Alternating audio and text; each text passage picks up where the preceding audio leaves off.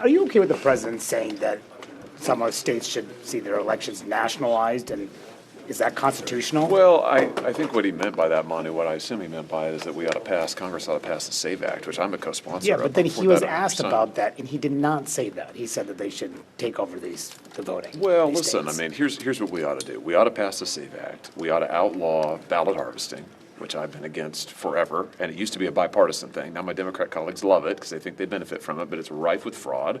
We ought to set some baseline requirements like voter ID. This is common sense stuff that huge majorities of the American people favor. And I would just point out there is a national baseline on rules for elections. It's called the Due Process Clause and also the Equal Protection Clause. And the U.S. Supreme Court has ruled to that effect in numerous cases. Now, listen, I mean— He said takeover of elections or takeover of I'm states. telling you what I think the reality is, Mono, on the ground. I mean, A, there are already national rules. The Constitution governs.